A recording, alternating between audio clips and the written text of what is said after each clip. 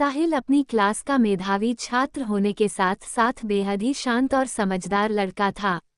वो क्लास में न तो ज्यादा शोर मचाता था और न ही अपनी होशियारी का दिखावा करता।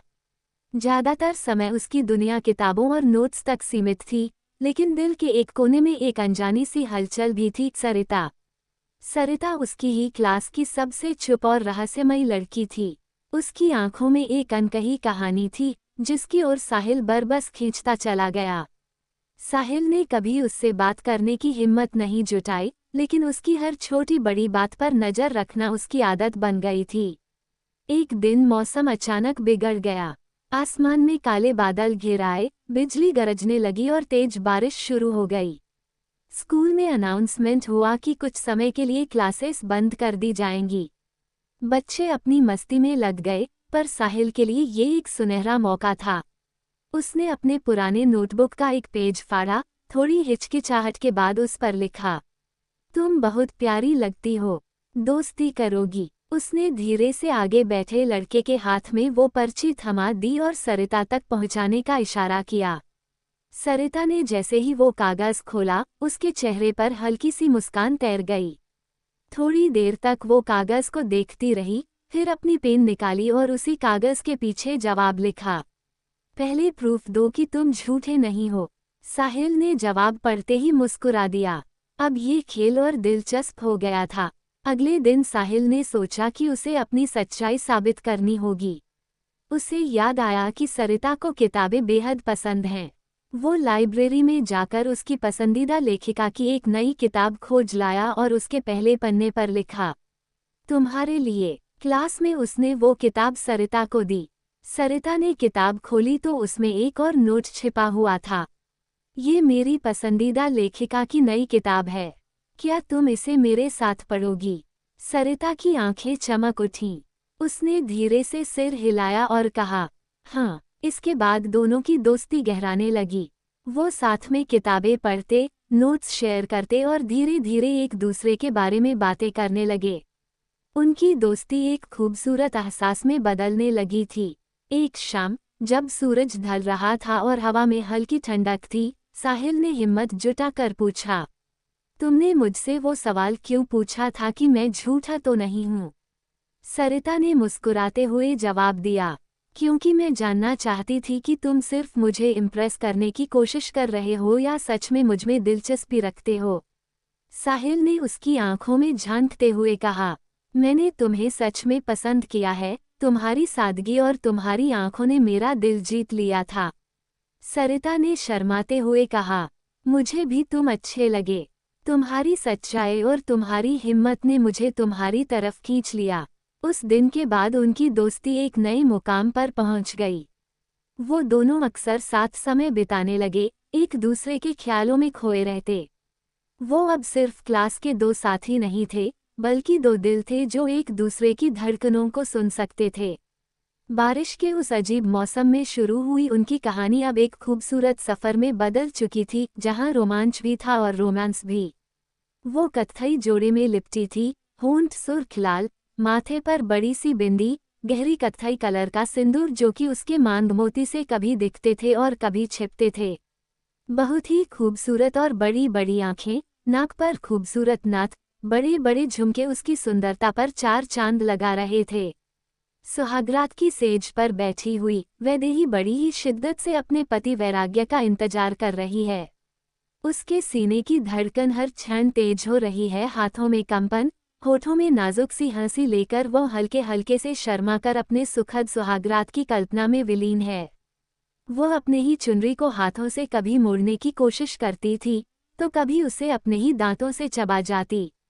न जाने कितने ही अरमान उसने अपने नाजुक और खूबसूरत आंखों में संजो कर रखे हैं, जो कि आज पूरे होने वाले हैं। धूप की कुछ किरणें उस पुराने कस्बे की पथरीली गलियों में फैल चुकी थीं। पीली मिट्टी की खुशबू में सुबह की सादगी घुली हुई थी। डाकिया बाबू अपनी खड़खड़ाती साइकिल पर चढ़े हुए गलियों से होकर जा रहे थे। कंधे पर टंगा बैग कुछ भारी लग रहा था, लेकिन उनके चेहरे पर हमेशा की तरह वही सादगी और स्नेह भरी मुस्कान थी।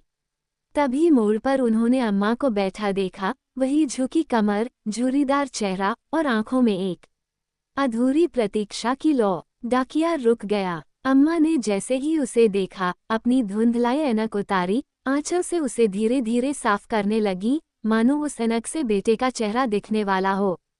बेटा, पहले जरा बात करवा दो। उनकी आवाज में उतनी ही मासूमियत थी जितनी किसी बच्चे के खिलौने मांगने में होती है।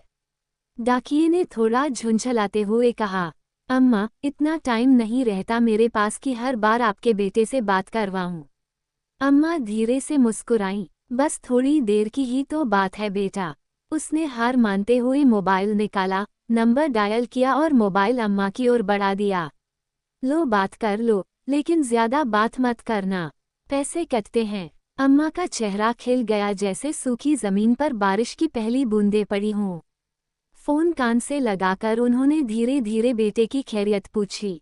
जवाब के हर शब्द पर उनके चेहरे की झुर्रियां जैसे थोड़ी और खुलती चली गईं। मिनट भर में ही जैसे पूरी जिंदगी जी ली हो। बात खत्म हुई तो डाकिये ने 100 के 10 नोट निकालकर अम्मा की तरफ बढ़ाए। पूरे 1000 रुपये हैं अम्मा। अम्मा नोटों को गिनने लगी, फिर 100 का नोट अलग निकालकर उसकी तरफ बढ़ाया। ये रख लो बेटा, हर महीने मेरी बात भी करवाते हो, कुछ तो खर्च होता होगा ना। डाकिये ने मना किया, अरे नहीं अम्मा, रहने दीजिए। लेकिन अम्मा ने जिद से उसकी मुट्ठी में नोट थमा दिया और देहरी में लौट गईं। डाकिया कुछ कदम ही चला था कि कंधे पर किसी का हाथ पड़ा। मुड़कर देखा तो रामप्रवेश खड़ा था, उसी कस्बे में मोबाइल की दुकान चलाने वाला। भाई साहब, हर महीने आप ये क्यों करते हैं? रामप्रवेश की आंखें उसके चेहरे को टटोल रही थीं। डाकिया थोड़ा चौंका, क्या किया मैंने भाई साहब? आप हर महीने अम्मा को अपनी जेब से पैसे देते हैं और फिर मुझे फोन पर इनसे बेटे की तरह बात करने के लिए पैसे भी देते हैं। क्यों? डाकिये की आंखें झुक गईं, जैसे कोई राज अचानक सामने आ गया हो। थोड़ी देर चुप रहने के बाद उसने कहा, मैं पैसे इन्हें नहीं, अपनी अम्मा को देता हूँ।